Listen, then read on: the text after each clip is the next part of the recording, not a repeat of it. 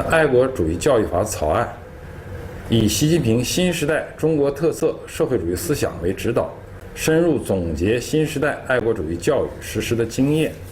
6月26号，第14届全国人大常委会在北京召开。这次会议审议了爱国主义教育法草案。在这次会议召开之前，全国人大的新闻发言人在接受记者采访的时候说，根据党中央批准的立法工作安排，是由中央宣传部和全国人大常委会法工委经过深入调查研究，在广泛征求意见反复修改完善的基础上形成了这部法律的草案。按照中国宪法规定这全国人大是中国的最高权力机构，也是最高的立法机构。过去呢，大家都知道这是假的，但是呢，他还演一演，橡皮图章嘛，对吧？但是现在你看到了吗？这个新闻发言人的话，这都不演了。根据党中央批准的立法工作安排，党中央，那说明什么？那说明党中央的权力那不是凌驾于全国人大之上吗？你全国人大作为一个最高立法机构，你的立法都要听从党中央的指导指挥，更何况你中宣部也不是全国人大的这个法工委这样的一个机构，你有什么资格直接进行这样的一个立法的前期的草案起草工作啊？你从哪一个授权法里头能够找到这个依据啊？所以你可以看到了吗？现在的全国人大橡皮图章那图章都不是了，就剩下橡皮了，基本上就变成了一个擦屁股的这个功能。党需要他做什么他就做什么。现在党需要搞爱国主义教育法了，于是爱国主义教育法就出台了。这个新闻发布之后新浪微博一片祥和，底下大家都在说好这个法律早就该如此了，对那些恨国党就应该惩罚。像那个有个叫王菊的这种人跑到日本还天天恶意攻击祖国，这种人就应该把他抓回来绳之以法。然后呢，我看这知乎好像是这个评论没有被控评所以还有一些不同的声音。我看有的人就在讲，他说这部法律好是好，但是能不能再制定一部爱民教育法呀？因为爱国，我们用那个国家爱我们的方式来爱国嘛。那国家如果要是搞一个爱民教育法那更好。还有人说，他说怎么让大家爱国就是认真贯彻实行劳动法。如果劳动法都能执行了，很多人自然就爱国了。更有甚者，有人说，他说这个国家有些人就不配爱应该把这些恨国党从中国把他弄出去，赶走，赶到美帝国主义那个国家，赶到欧洲挪威什么丹麦法国英国这种帝国主义国家里头，让他们在水深火热的生活里头受尽苦难。阴阳怪气我当时看到这些新闻的时候，我就特想找这个爱国主义教育法它草案的全文来看一下，我想看看它到底是怎么规定的，是吧？别真哪一天这个法案通过了，从日本把我抓回去然后呢还找不着原来人家26号到28号期间审议不让我们看，一直到28号之后才能让我们这些人来看这个草案的内容所以我就等着，一直到昨天28号的时候，全国人大自己有一个微信公众号，他发了一篇文章，说欢迎全国人民就爱国主义教育法立法过程中间提意见和建议。但是我一看呢，你说这个公众号让大家提意见吧，提建议吧，竟然没有这个草案的全文。然后呢，我又去全国人大的网站上去看也没有这个草案的全文。你说这个到底是想让全国人民知道不知道这个草案的内容后来我就用谷歌、百度交替使用终于好不容易找到了这个法案的草案那接下来我就来讲一讲爱国主义教育法的草案的内容，以及这背后可值得分析的地方。答应我爱国的锦华走。我爱中国。你说爱国，你爱得过我？爱国有罪吗？如果你不爱国，走，请走。我爱国你也抨击我，我不管你是谁，我爱国无罪。我是中国人，I'm Chinese。首先第一个方面这个爱国主义教育法中间我觉得最重要的，它基本上就是把爱党、爱国和爱社会主义这三者统一在一起。大家可以看一下这个爱国主义教育法里头第1章总则就在讲说，爱国主义教育应该高举中国特色社会主义的伟大旗帜，坚持马克思列宁主义、毛泽东思想、邓小平理论三个代表的重要思想，科学发展观，习近平新时代中国特色社会主义思想为指导，坚持爱国爱党爱社会主义相统一。爱国主义教育应该坚持中国共产党领导健全统一领导齐抓共管的工作格局。爱国主义教育的包括什么内容呢？马克思列宁主义、毛泽东思想、邓小平理论，中国共产党党史、新中国史、改革开放史、社会主义发展史、中华民族发展史。你看到了吗？在这个历史中间，都是中国共产党的党史啊，比中华民族发展史那要重要的多。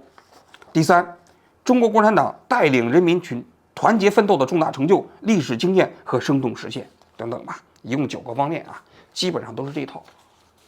我们过去知道啊，因为共产党过去只是把爱党、爱政府和爱国统一在一起啊，这是过去的宣传思路。但这是第一次啊，把这三者啊用法律的形式固定下来，这个还是挺可怕的啊。因为啊，说句心里话，打个比方，你说爱国爱党，大概是相当于什么呢？就相当于我们每个人出生都爱故乡嘛。我们是哪的人，我们对那个地方有朴素的感情。但爱党就要求什么呢？要求你爱你故乡里的那村长啊。但实际上我们不一定都爱自己的村长，对吧？因为那个村长也有可能欺男霸女，也有可能贪污受贿，也有可能是个土豪劣绅，也有可能鱼肉百姓嘛。我们对故乡的感情和对村长的感情，那肯定不是一回事儿。但是现在中国共产党就要通过法律的形式规定，你爱故乡就要爱村长，你如果不爱村长，你就不爱故乡；你如果不爱中国共产党，你就不爱国，你就有可能受到法律制裁。那为什么他要制定这样一个法律啊？很简单，就是说这个共产党本身执政的合法性，它是需要论述的。因为按照现代的一般的政治文明标准啊，政党应该是可竞争的嘛，因为每个人都应该可以组建政党，然后呢，谁为人民群众服务的好，谁就可以执政。但是中国共产党不是啊，中国共产党它只有一个政党执政啊，所以它的政权合法性来源于论述。那么论述就分为很多种，它尽可能的把这种论述啊，绑定在某一种不需要论述的情感过程中间最有效。什么是不需要论述的情感？爱国嘛。今天，我们对党许下青春的誓言：新的100年，听党话，感党恩，跟党走，请党放心，强国有我。请党放心，强国有我。请党放心，强国有我。请党放心，强国有我。你生在中国，你就是中国人，那你爱中国是不是一种天经地义的情感呢？那么你既然爱中国了，你就应该爱中国政府，你就应该爱中国共产党。他把这三者绑定在一起的作用，就是希望通过这样一种三位一体的论述啊，使得中国共产党执政的合法性不需要你再进行自我思考了。这是什么？这就叫党国体制。我给大家介绍一下，这党国体制啊，是孙中山发明的。孙中山是中华民国的第一任临时大总统啊，当了没几天嘛，但是他对中华民国成立之后啊，搞的那套西方的政党政治啊，很快他就灰心丧气了。为什么？就他自己也被搞掉了嘛。那国民党实际上没选成功嘛，后来他就成立了一个中华革命党。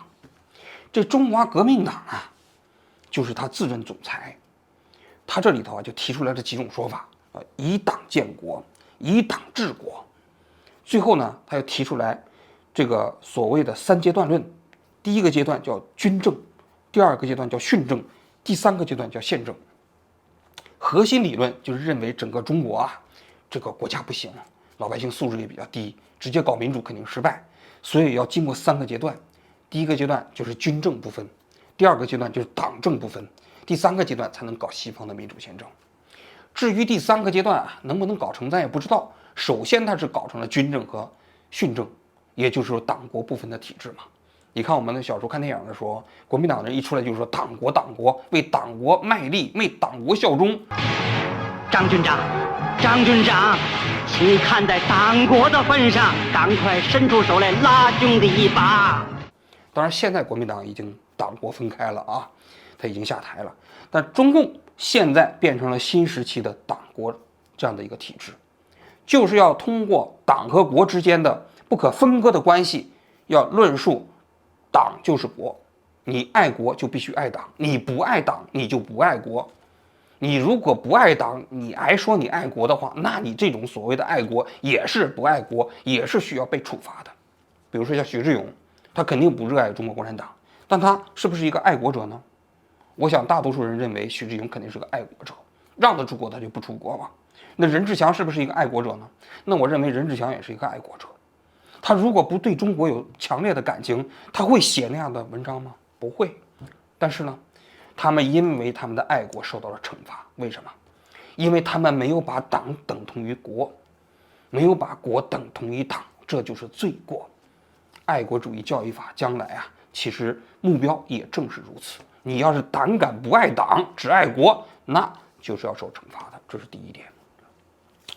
第二点啊，就是这个爱国主义教育法工程中间也规定了一些对国旗啊、国徽啊这样的一个仪式啊，升国旗啊，对国旗进行致敬啊、敬礼啊，对那个革命烈士啊进行保护啊，什么等等啊。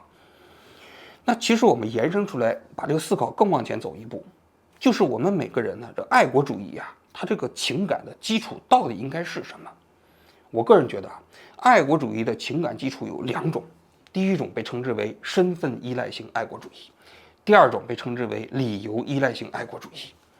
所谓身份依赖型爱国主义啊，是认为我生在中国，我是中国人，所以我就应该天经地义地热爱中国。这种情感啊，类似于我们出生于某个家庭，我们自己热爱自己的父母，因为我们每个人生下来的时候都没有办法选择自己的父母嘛。但是呢，我们所有的文化教育都鼓励我们、倡导我们必须热爱自己的父母，甚至中国的法律还规定每个人必须赡养自己的父母。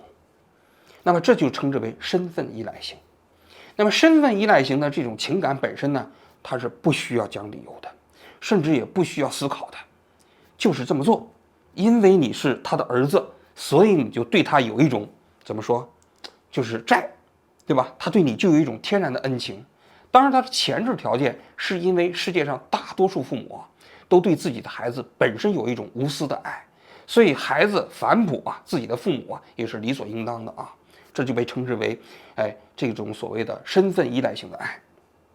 而理由是依赖型的爱是指什么呢？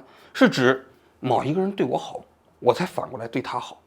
这里的最典型的就是恋爱，自由恋爱。你想想，我们弱水三千，为什么愿意要独饮一瓢啊？为什么这世界上有那么多异性啊，我们就愿意跟某一个人厮守终身呢？说白了，第一是因为你喜欢他，第二是因为他喜欢你，对你好，对吧？所以你这两个人才共同组建了家庭嘛。那这种感情就被称之为理由依赖型的爱。那么如果一个人对我们不好了，我们还可以离婚，对吧？他对我好，我对他好，这种呢实际上是一种共赢，是一种合作共赢。自由恋爱的一个非常重要的前提就是自由，就自由的爱。这自由的爱啊，其实自由比爱更重要，因为自由意味着我自己可以选择。我不爱这个人，没有人强迫我必须爱他，我愿意跟那个人在一起。到某一天了，我不再继续了，也没有人强迫我必须跟他在一起，这就叫自由。所以自由可以自由进行选择本身呢，是无比可贵的一件事情。所以你用这两个类比，你在思考关于爱国主义的问题啊。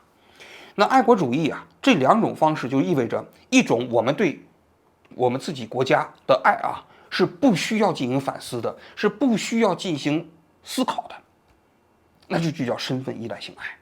现在你可以看到了吗？这个爱国主义教育法中间的所有的条文都在反复灌输我们必须爱这个国家，我们应该爱这个国家，唯独没有讲我们凭什么爱这个国家。这山歌给党听，我把党来比母亲，母亲今天向我的手，党的光辉照我心。但是如果我们把爱国主义建构在一种理由依赖的爱的基础上，我们就要问：我们为什么要爱这个政府？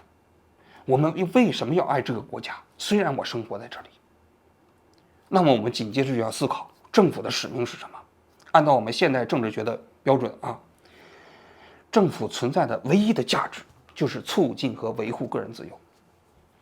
那我们的政府做到了吗？我们的政党做到了吗？我们这个国家做到了吗？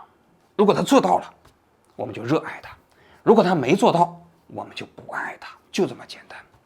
甚至我们要批判他，甚至我们要督促他，甚至我们要监督他，这就叫理由依赖性爱。但假如说身份依赖性爱呢，就是说不管这个国家怎么对待你，你都没有权利批判他，你都只能接受，因为爱是一种责任，是一种义务。大家记得吧？当时文革刚结束的时候很多人被共产党迫害了几十年，从牛棚里放出来，还要给政党去送锦旗。很多人不理解那就是因为他们那种爱就是一种身份依赖性爱。他认为迫害我的过程中间我自己受尽了凌辱，但是不能影响我对这个政党的爱，其实挺可悲的。为什么？这种爱本身呢，变成了一种非理性。我们人生活在这个社会上每个人都是自己的目的。在现代社会传统社会我们不讲那么这种政府的存在，也包括政党的存在，都是应该为我们每个人的目的的实现才有意义的。但是现在反过来了，如果你要是把国家看得比什么都重要，把政府看得比什么都重要，那么每个个人就变成了工具，国家才变成了目的，政党就变成了目的。这里头还有一个非常危险的趋势就是这种身份依赖性爱如果再往前走一步，就有可能变成一种极端的民族主义。大家看这2年互联网上的中国的小粉红非常之怎么说呢，高调，甚至有可能是嚣张为什么？就是因为他们在这个过程中间建构起来他的情感它变得不正常，他很容易走向一种自大、排外跟别人相排斥，不能跟其他人平等交流的这样一种状态，甚至在其他国家交往的过程中间，他会自动的带入到以立场而代替是非的这么一个逻辑里。一句话来证明你是中国人。来，你来说。我们打过免费的新冠疫苗。来，你来说。我们不过平安夜，不过圣诞节，我们只过中国节。来，你说。人民有信仰，国家有力量。非常棒。来，你来说。为中国自觉起而读书。很好。来，你说。少年强则国强。非常棒。来，你来说。如果鲜血有颜色，那一定是中国红。非常好。来，你说。我们身在五星红旗下，长在冲锋里。很好。来，你说。此生不悔入华夏，来世还做中国人。非常棒。大家还记得前些年在西安进行的那个排日游行的过程中间，那个 U 型锁的故事吧？就是因为一个普通人开了一辆日系车，结果就被游行的那些暴民们直接用 U 型锁把脑袋给打坏之后，变成了植物人。作为一个普通人，他开一个日系车，这有什么罪过吗？在一个全球化的时代，开一个日系车，这不是非常正常的事情吗？但是在那些爱国贼的眼中看来，这就是罪过，因为你没有用国货，你用了日本人的车，这是多么荒谬的一件事情所以在我看来实际上我们每个人就算是倡导爱国主义其实在这个基础上也应该倡导那种理由依赖性的爱，而不应该倡导那种身份依赖性的爱。这种身份依赖型的爱不是真正的爱，它极有可能把这个国家带入到一种万劫不复的境地。意大利二战时期走上了法西斯道路，当时就有一些文化学者事后在回忆说当法西斯横行在意大利的这个国家的时候，真正热爱意大利的人感觉这个国家不像是自己的国家，就像是一个他乡。为什么？因为他们那种正常的爱在这个国家里头已经没有办法建构了，而那些畸形的爱占领了整个国家的情感市场之后每个人都不太认识自己的国家了。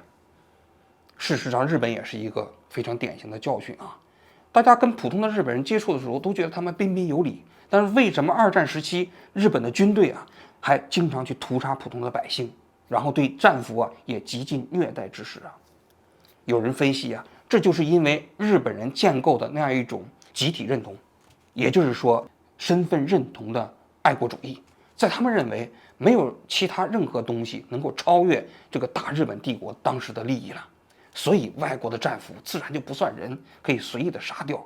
外国的打仗过程中间啊，对普通的老百姓也可以恣意的进行各种暴行，这不都是前车之鉴吗？老大，停过来，保卫吧！炸死小日子，打死小鬼蛋！第三个方面，我还想提一个问题，就说我们每个人虽然不能选择自己的出身，不能选择自己的祖国啊，但是我们是不是有权利就不爱这个国家？我觉得是有的，就是像我刚才讲的，因为政府和国家的存在，在现代社会里头，它只有一个目的，就是促进和保护个人自由。当他如果不能做到这一点的时候，一个人离开自己的祖国，选择到别的国家去生活，我觉得这是一项现代社会中间的正当权利。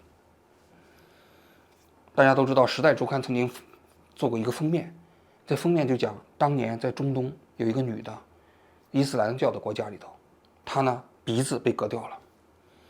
那个女的后来移民到了美国，美国给她装上了一个假的鼻子，她在那儿重新开始了生活。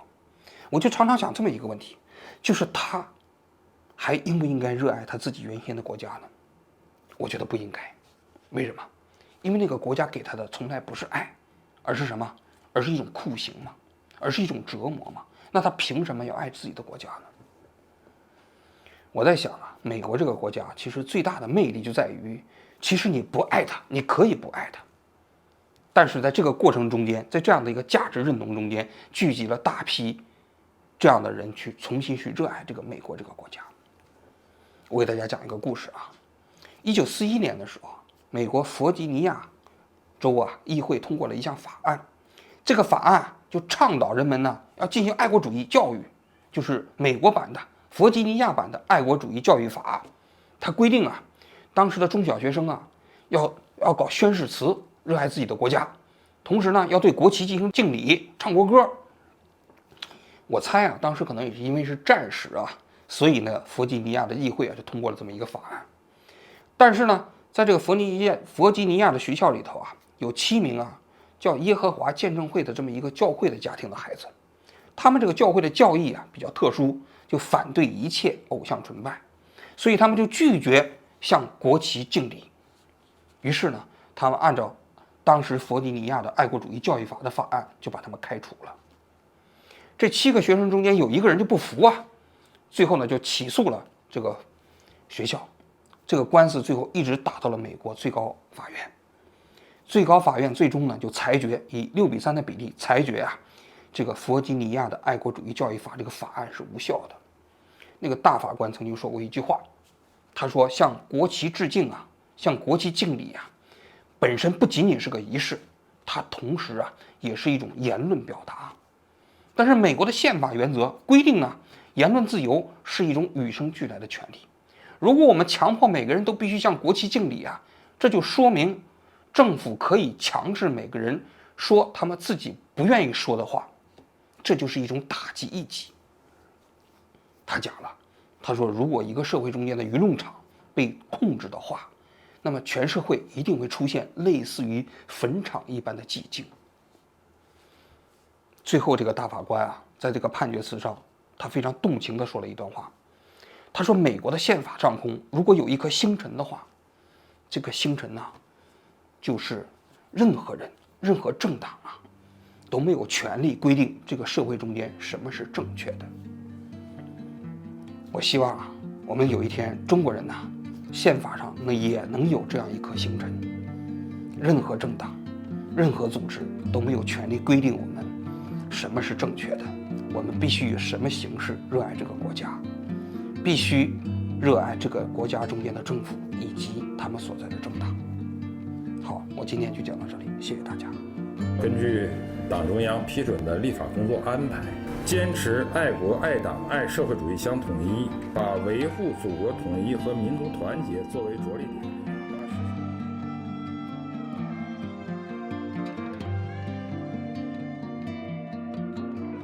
打死小日子，打死小鬼蛋！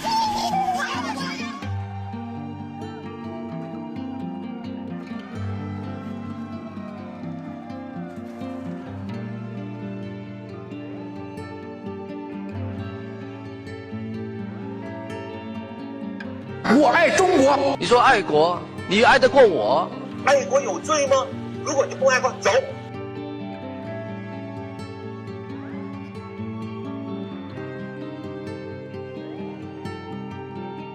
就是一切为了人民，一切依靠人民。笑场了，你居然笑场了！哎，